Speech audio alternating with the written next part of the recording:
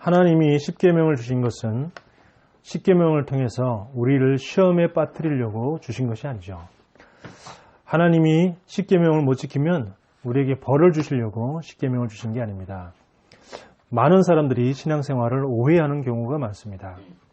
하나님은 우리를 영적인 서밋으로 부르셨습니다. 영적 서밋은 제일 먼저 하나님을 최우선순위로 둡니다. 그게 뭐냐? 제1계명입니다.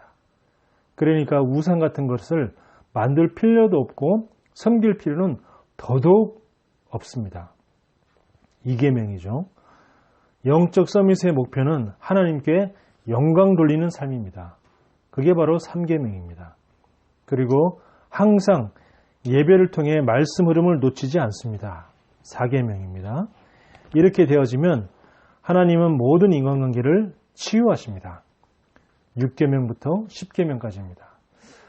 이렇게 복음을 아는 것과 복음을 모르는 것은 성경을 보는 눈이 완전히 다릅니다.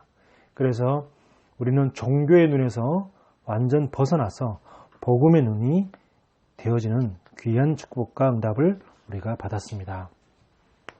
그래서 하나님은 우리가 어떻게 되기를 원하시냐면 하나님은 우리가 행복하기를 원하십니다. 하나님의 자녀가 행복하면 저절로 따라오는 것이 감사입니다. 누구나 마찬가지죠. 누구나 다 행복하면 저절로 감사가 막 되어집니다. 아무리 사소한 일에도 그것에서 행복을 느끼면 아주 작은 것에도 기쁨과 감사를 느끼게 되죠. 자, 다른 것이 아닌 우리는 하나님 자체로, 그 자체로 우리는 행복합니다. 그게 뭐냐면 바로 구원에 감사합니다. 내가 구원받은 것이 너무나 기쁘고 감사하기 때문에 정말 구원의 가치를 알기 때문에 하나님 그 자체로만 아무것도 없어도 하나님 자체로만으로도 우리는 행복합니다. 또 우리는 하나님 자체로 행복할 수 있어야 합니다.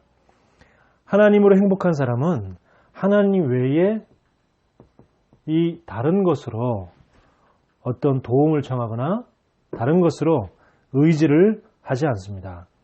물질이나 사람, 또 배경 이런 거 의지하지 않습니다.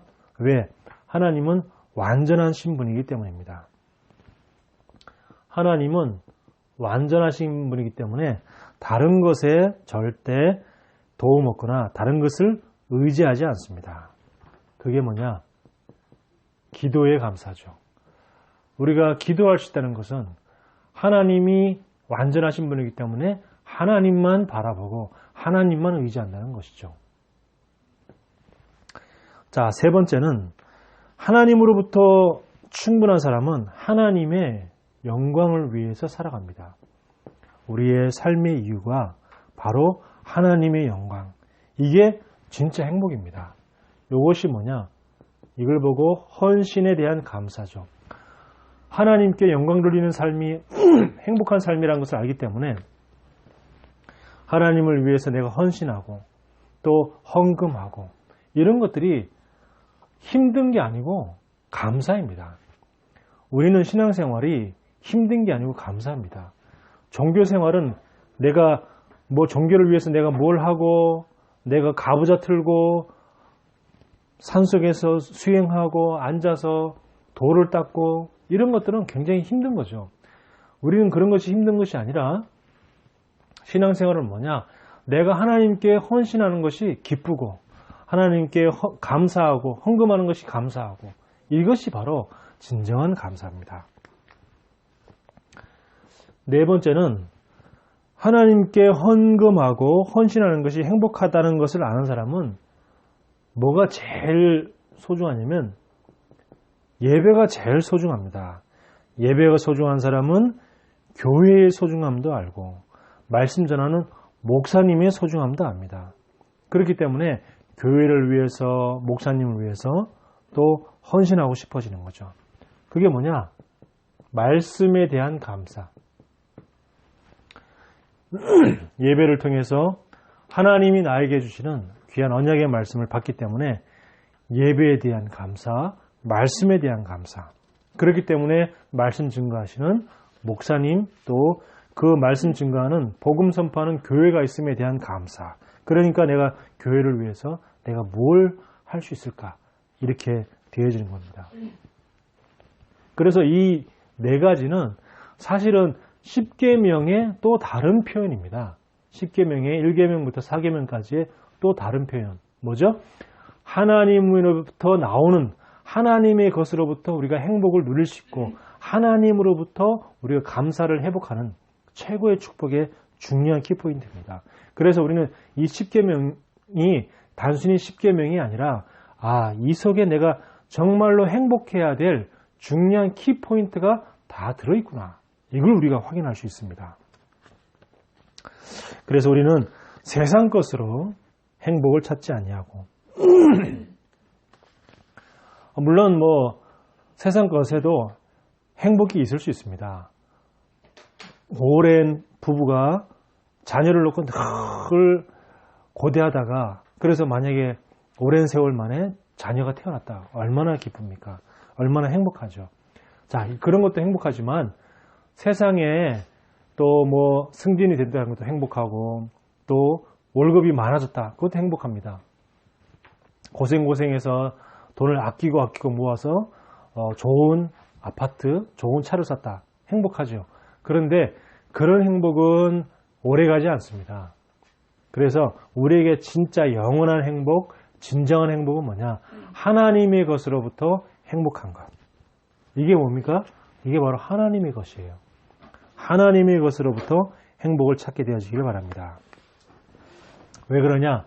하나님은 행복의 근원이시기 때문에 그렇습니다. 하나님이 행복의 근원이시기 때문에 모든 행복을 어디서 찾아야 되느냐? 하나님으로부터 찾는 것이다. 그래서 우리가 하나님께 나아갈 때 행복이 회복됩니다. 말씀 앞에 나아설 때 우리는 행복이 회복됩니다. 예배의 자리로 나올 때 행복이 회복됩니다. 항상 우리가 행복이 회복되어지는 저와 여러분 되길 바랍니다. 자, 가나안을 향해 가는 이스라엘 백성에게 하나님이 임하셨어요. 그리고 말씀을 주셨습니다. 우리가 지난번에 얘기한 것처럼 19장까지는 구원에 대한, 출애굽에 대한 구원에 대한 말씀이고 20장부터는 율법에 대한, 즉 하나님의 말씀에 대해서 우리가 중요하게 말씀을 배우는 겁니다. 자, 근데 하나님은요, 이스라엘 백성에게 그 광야의 안 좋은 환경, 그리고 굉장히 어려운 그 상황 속에서 따뜻한 보금자리, 풍부한 먹을거리, 이런 걸 주시는 것이 아니고 말씀을 주셨습니다. 그 말은 우리에게 진짜, 인간에게 진짜 필요한 것이 뭐냐? 그러한 의식주가 아니라 진짜 필요한 것은 말씀이 진짜 필요하다는 것을 하나님은 말씀하시는 거죠. 그래서 광야는 영적인 축복이 진짜 필요한 곳입니다. 이 영적인 축복을 모르고 내가 아무리 의식주 응답을 많이 받고 물질적인 축복을 많이 받아도 영적인 축복을 받지 못하면 그것은 오히려 그 많은 세상과 육신적인 축복이 자신을 힘들게 하는 무거운 짐이 될 수 있습니다. 자, 오늘 출애굽기 20장 18절에서 26절까지의 말씀을 확인했는데요. 출애굽기 20장 18절에 보면 20절에 이렇게 말씀합니다. 모세가 백성에게 이르되 두려워하지 말라. 하나님이 임하심은 너희를 시험하고 너희로 경외하여 범죄하지 않게 하려 하심이라 그랬습니다. 이스라엘 백성들이 하나님을 두려워하니까 모세가 이스라엘 백성들에게 두려워하지 말라고 했습니다. 하나님은 우리에게 행복을 주시는 분이신데 그래서 우리에게 행복을 주시기 위해서 사탄의 손에서 구원했는데 우리는 하나님을 자꾸 오해해서 자꾸 두려워합니다. 그래서 두려워하지 말라. 두려워하지 말라 그랬습니다. 하나님을 두려워하는 건 종교입니다. 하나님을 우습게 생각하는 것은 불신앙입니다. 그래서 우리는 하나님을 우습게도 생각하지 말고 하나님을 두려워하지도 말아야 됩니다. 하나님은 사랑의 하나님이죠. 그래서 우리가 살아가면서 여러 가지 많은 두려운 일이 생길 수 있는데 하나님은 뭐라고 말씀하시냐면 그 두려움을 이겨내라 이렇게 말씀하시지 않고 두려워하지 말라고 하십니다. 왜? 하나님은 항상 우리와 함께 하시기 때문이시죠. 늘 구름 기둥과 불 기둥으로 이스라엘 백성들과 늘 함께 하십니다. 늘 눈을 뜨면 늘 보입니다. 구름 기둥이 보이고 또 불 기둥이 늘 보이죠. 그렇게 구름 기둥과 불 기둥이 늘 보이기 때문에 그렇게 늘 함께 하시기 때문에 우리에게 두려워하지 말라 그럽니다. 두려워하면 두려워할수록 어떻게 될까요? 거기에 많은 영적 문제가 찾아오게 됩니다. 또 정신적인 어려움이 찾아옵니다. 그래서 두려움, 이것이 우리 인간을 굉장히 어려움 속에 빠뜨리는 이 문제의 원인 중에 하나입니다. 두려워지면 불안하게 되어지고 불안하게지면 나도 모르게 마음과 생각이 움츠러들게 되어지고 마음과 생각이 움츠러들게 되면 아무것도 아닌 사소한 일에 굉장히 무서워지게 됩니다.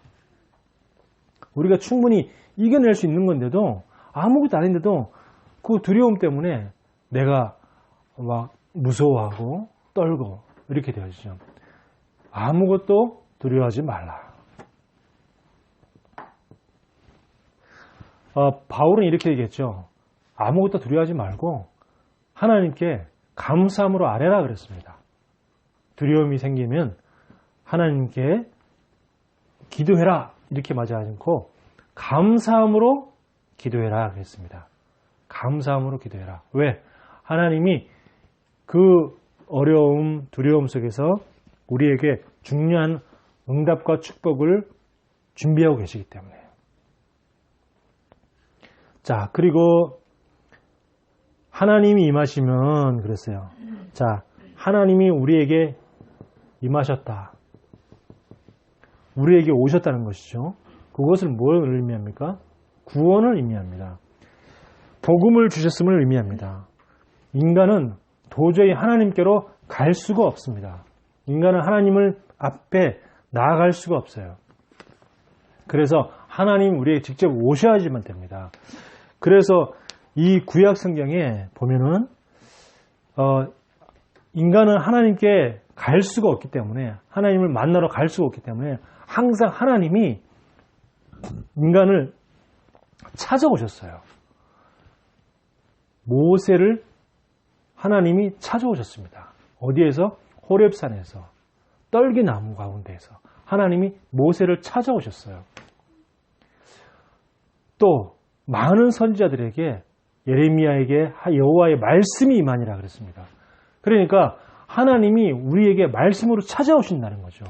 신약 성경에는 하나님이 사람의 몸으로 찾아오셨어요. 누굽니까? 그리스도, 예수.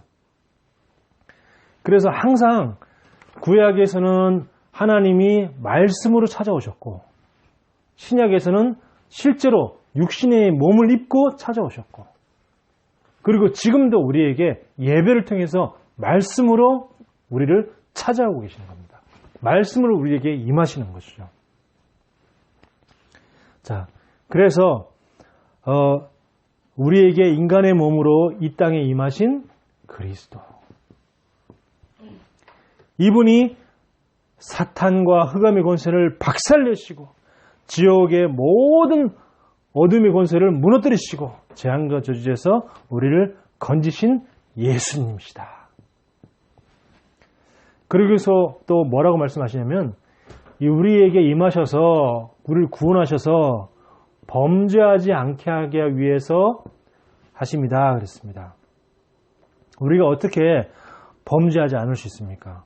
어떻게 우리가 죄에서 자유할 수 있습니까? 그게 바로 뭐냐? 성삼위 하나님의 능력.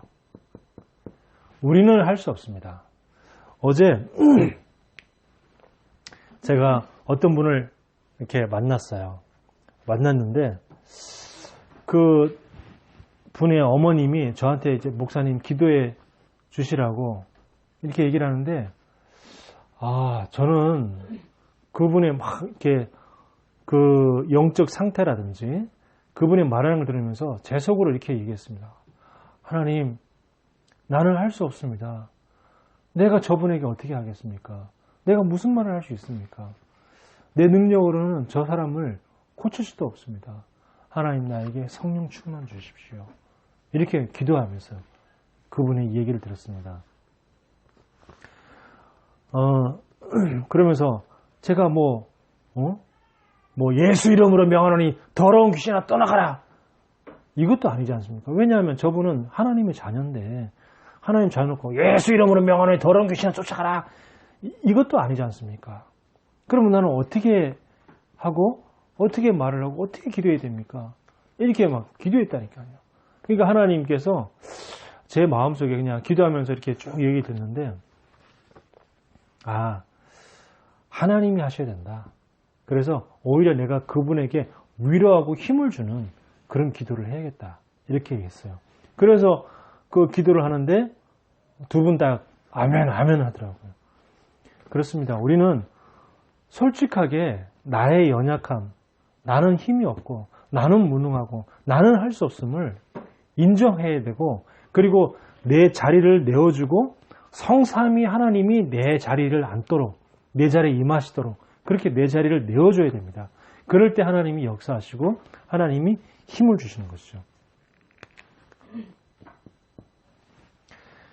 자, 이렇게 성삼위 하나님의 이름으로 모든 사탄의 권세를 무너뜨릴 때 우리가 죄에서 자유하게 됩니다.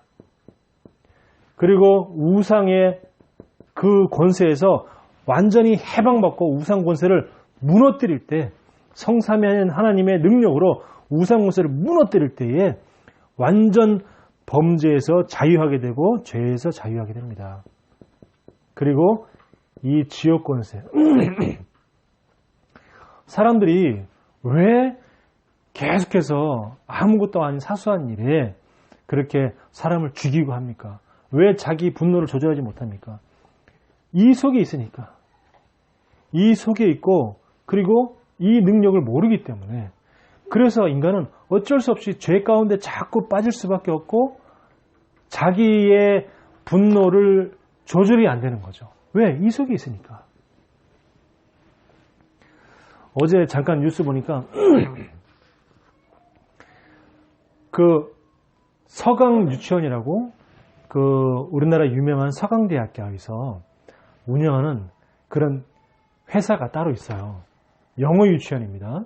그 영어 유치원인데 그 한 군만 있는 것이 아니라 그게 이제 사람들 너무 인기가 많아져가지고 전국에 체인점으로 이렇게 서강 유치원이 있어요.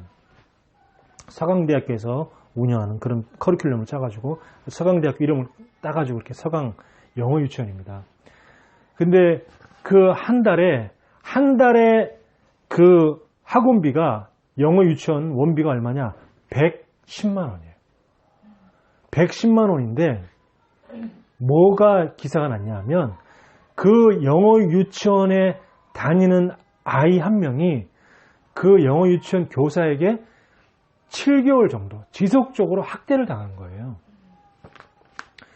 그 아이를 데려다 주고 그 바깥에 이제 각 밤마다 이렇게 그 CCTV를 볼 수 있는 화면이 다 있나 봐요. 그래서 데려주고 늘 가고 데려주고 늘 가다가 어느 날 그냥 한번 잠깐 시간이 돼서 애가 이제 잘 들어가서 학교 저기 원에 잘 적응하고 있나 이렇게 밖에서 화면을 보고 있는데 TV 화면을 보고 있는데 교사가 아이를 학대하는 모습을 본 거예요.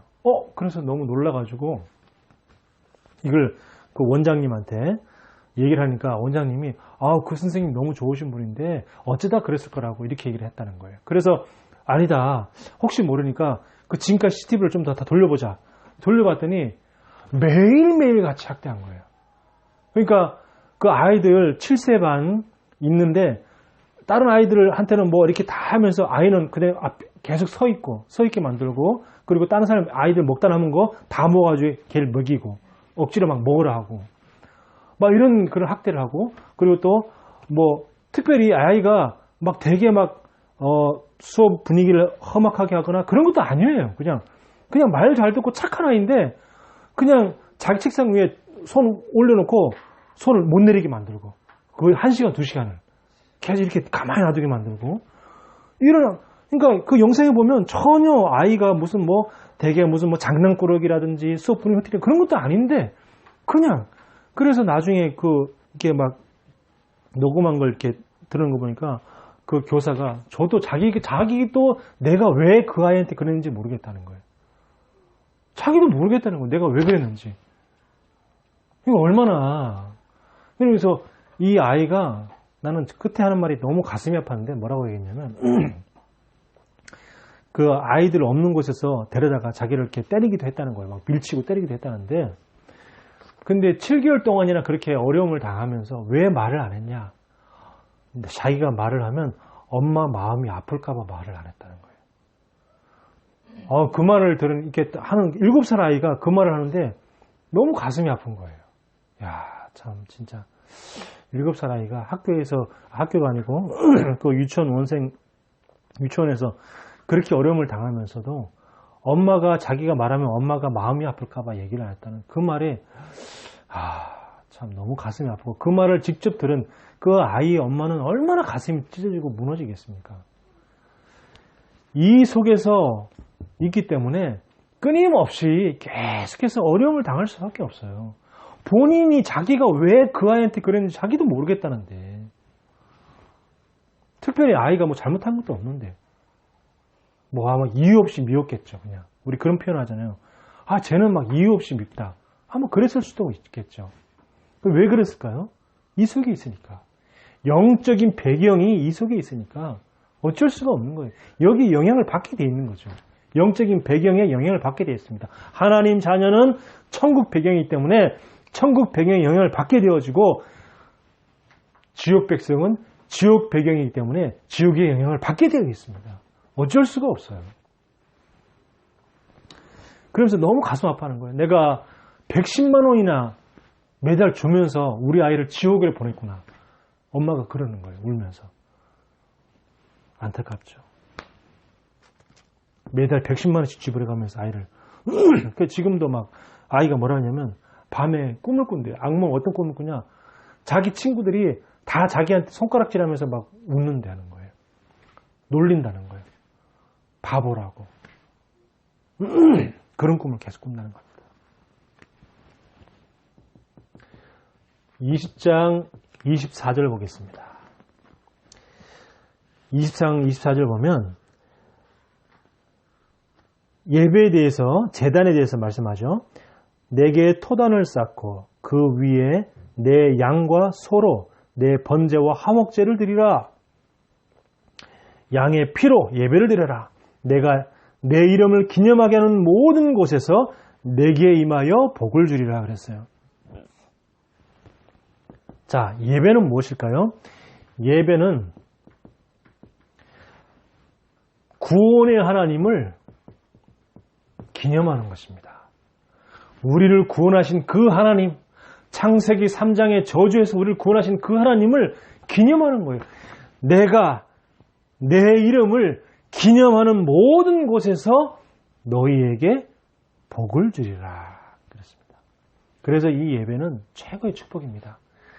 예배 드리는 모든 곳에서 너에게 임하여 복을 주리라. 자, 이렇게 하나님은 예배를 통해서 복을 주리라고 말씀하십니다. 내게 임하는 모든 곳에서, 모든 곳, 나를 기념하는 모든 곳에, 모든 곳이죠. 모든 곳에서 복을 주리라 말씀합니다. 모든 곳이 어디입니까? 예배 장소죠. 우리는 모든 곳이 다 예배 장소입니다. 어디에 있든지. 일제시대 때 우상숭배를 거부했던 그 안희숙 여사가 감옥에 잡혀 있었습니다. 감옥에 있어도 안희숙 여사는 계속 예배를 드렸었어요. 거기서 하도 계속 하나님을 찬양하고 예배드리니까 나중에는 걸레를 입에 물어놨는데 그 한 방에 있던 정신 나간 여자가 평소에는 늘 정신 나간 이상한 소리만 하다가 예배 시간만 되면은 그 안에 있는 여자 입에서 걸레를 빼줬다는 거예요. 희한하죠. 그냥 정확하게 그 시간만 되면 에에에 막 이러다가 딴짓하다가 그 시간만 되면 이렇게 입에서 걸레를 빼줬다는 거예요. 그래서 또 하나님께 예배드리고. 왜 그랬을까요? 제 생각에는 그 정신 나간 분도 찬양을 들으면 자기가 살아나기 때문에 그걸 아는 거야. 그렇기 때문에 그렇게 했을 것 같아요. 자, 그래서 내가 있는 모든 곳이 뭐냐? 예배 장소입니다. 예배 드릴 때 흑암이 무너지고 불신앙이 무너집니다. 자, 그리고 평일에 우리가 말씀을 회복할 때 주일날 예배에 승리하게 됩니다. 평일날 내가 말씀 없이 일주일을 살잖아요. 그러면 주일날 와도 예배 드리러 교회에 와도 말씀이 잘 귀에 안 들어와요. 내가 지난주에 주신 강단의 말씀을 붙잡고 한 주간 동안 계속 살아간다면 그 다음 주일 예배 때도 반드시 승리할 수밖에 없습니다. 그래서 평일에 내가 말씀을 회복하는 것이 주일 예배에 승리하는 열쇠다. 키다 그 말이죠. 자, 그러면 하나님은 복을 주신다 그랬는데 어떤 복을 주십니까? 우리에게 예배의 축복을 누린 자들에게 하나님은 어떤 복을 우리에게 주십니까? 하나님 우리에게 제일 먼저 구원받은 하나님의 자녀의 축복을 주십니다. 구원받은 하나님의 자녀의 축복이 얼마나 큽니까? 그리고 날마다 우리를 인도하시는 그 축복을 우리에게 주시는 거예요. 우리가 예배를 통해서 하나님께 말씀을 통해서 인도받는 그 축복을 우리가 누리게 됩니다. 그리고요, 우리는 세상 속에 살아갑니다. 천국 가기 전까지 우리는 세상 속에서 또 불신자들과 함께 살아가야 됩니다. 그 속에서 완전히 승리하는 축복을 우리에게 주셨어요. 사단의 손에서 완전히 승리하는 축복을 우리에게 주셨습니다. 자, 그리고요, 하나님 우리의 기도에 응답하는 복을 주셨습니다. 그래서 우리가 하나님께 응답할 때에, 기도할 때에 하나님 우리에게 큰 축복을 우리를 누리게 됩니다. 그리고 또 우리에게는요, 우리가 부족하고 우리가 연약하고 때로는 실수해도 그 우리의 부족과 연약함을 용서하시는 그 축복을 우리에게 주셨어요. 그래서 뭐죠? 우리는 치유되어지는 그 응답을 누리게 됩니다. 치유의 축복을 우리가 누리게 되었어요. 그래서 우리가 예배의 축복을 누릴 때 이런 중요한 6가지의 축복을 우리가 누리게 되는 겁니다.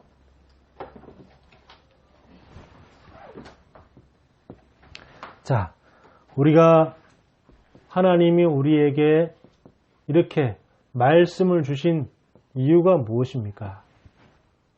말씀을 주신 이유는 결국에는 하나님 우리에게 말씀을 통해서 예배를 통해서 영적인 서밋을 되어서 진짜 행복을 누리라는 겁니다.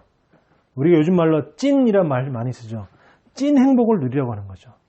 말씀 속에 있을 때에 평안이 회복되어지고 말씀 속에 있을 때에 우리가 찐 행복이 회복되어집니다. 그래서 말씀으로 우리의 인생을 편집합니다. 말씀으로 우리의 인생이 편집되어질 때 우리에게 있는 이 잘못된 각인이 바뀌어집니다. 말씀이 내 생각 속에 편집이 되어지고 내 마음 속에 자리 잡을 때에 우리에게 있는 이미 말씀 받기 이전에 갖고 있던 그런 잘못된 각인들이 바뀌어지는 응답을 받게 됩니다. 그러면서 우리는 이 말씀을 통해서 우리에게 틀리게 뿌리 내려진 이 많은 상처가 바뀌어지게 됩니다.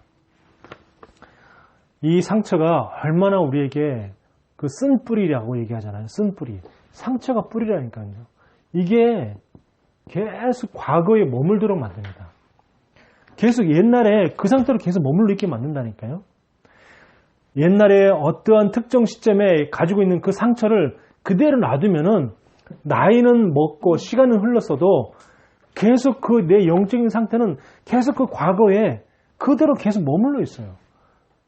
그래서 그 심리학적 용어도 그 어른아이라는 말이 있잖아요.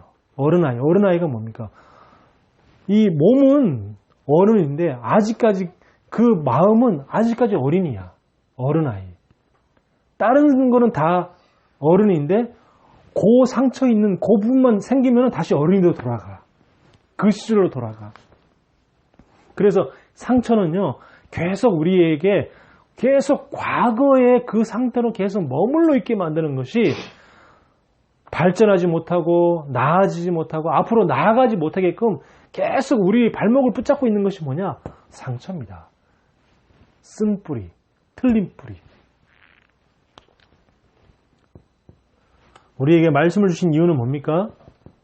우리에게 실패할 수밖에 없는 그런 우리 체질을 바꾸기 위하여.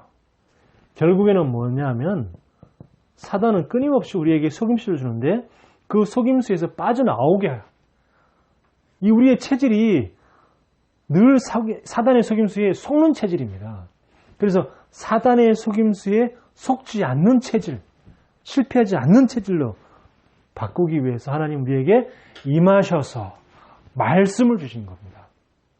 그래서 19장까지 하나님의 구원의 축복을 주셨고 그 다음에 구원하신 하나님의 백성에게 20장부터 말씀을 주시는 겁니다. 하나님이 임하셔서 19장까지는 하나님이 임하지 않으셨죠. 20장부터는 하나님이 임하셔서 말씀을 주시는 겁니다. 왜?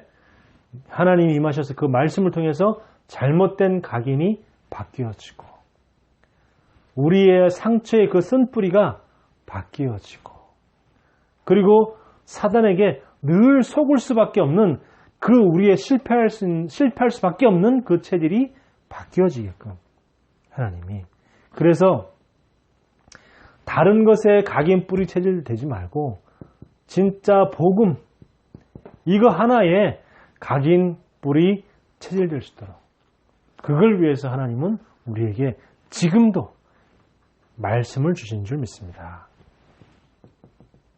자, 그렇다면 우리는요, 이 말씀을 받고 끝나는 것이 아니라 그 말씀을 묵상하고 그래서 그걸 가지고 기도하는 그 축복과 응답을 누려야겠습니다. 묵상 기도라고 하면 이 말씀을 뭘로? 매개체로. 말씀을 매개체로 기도 속으로 들어가는 것이 묵상이에요. 말씀을 매개체로 기도 속으로 들어가는 것이 바로 묵상입니다. 제가 이제 그 켈리를 좀 해보려고 이렇게 하는데 자꾸 이 연습을 해야 되잖아요. 그 연습을 하면서 계속 말씀을 계속 쓰니까 그 말씀을 자꾸 묵상할 수밖에 없어요. 저절로 묵상이 되어져. 이렇게 이 글씨를 이렇게 써보기도 하고 저렇게 써보기도 하고 이렇게 써보기도 하고 이렇게 계속 하면서 그 말씀을 자꾸 묵상하게 되어지고 그 묵상하면서 기도가 되어지는 거죠. 그래서 참 이게 정말 참 좋구나 이런 생각을 많이 합니다. 그래서 왜 그 서예라든지 켈리 이런 것들이 정말 이렇게 하나의 기도의 방법이구나 이걸 알게 되었어요. 서예로 말씀을 쓰거나 켈리로 말씀을 쓰는 것이 하나의 기도의 방법이라는 걸 알았어요. 그냥 쓰는 것이 아니고 아무거나 쓰는 것이 아니고 말씀을 쓰니까 말씀을 매개체로 기도가 되어지는 거예요. 자, 그리고 하나님이 주시기로 하신 그 능력을 공급받기로 하는 것이 뭐냐? 공급받는 것이 그게 기도입니다. 내 능력으로는 할 수 없기 때문에 하나님, 우리는 솔직해야 됩니다. 뭔가 어제도요, 정말 제가 뭐 이렇게 할 수도 있잖아요. 예수 그리스도 이름으로 명령하노니 이 더러운 귀신아, 이 불쌍한 영혼을 붙잡고 있는 더러운 귀신아 떠나가. 그랬으면 만약 어떻게 됐을까요?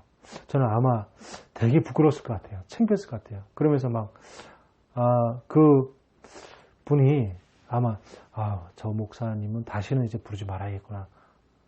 그런 생각을 하실 수도 있겠죠.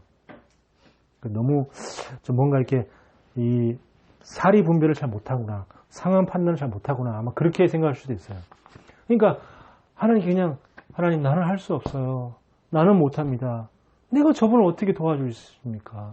근데 하나님은 나는 어떻게 기도해 주라고 그러는데 나는 어떻게 기도하면 좋겠습니까? 기도했다니까요. 기도하면서 오히려 제가 기도로 하면서 힘을 주는 기도를 했어요. 하나님 치유하고 회복시켜 주시옵소서. 이렇게 그렇게 기도했는데 정말 두 분 다 아멘 아멘 하시더라고요. 자, 우리의 마음과 생각의 중심은 뭐냐? 하나님이 원하시는 것으로 이걸 보고 전도로 갑니다. 하나님이 원하시는 것, 이걸 위해서 우리의 마음과 생각을 향하는 겁니다. 이번 한 주간도 말씀과 기도와 전도로 찐 회복하고 누리시기를 예수 그리스도 이름으로 축원합니다. 하나님 은혜를 감사합니다.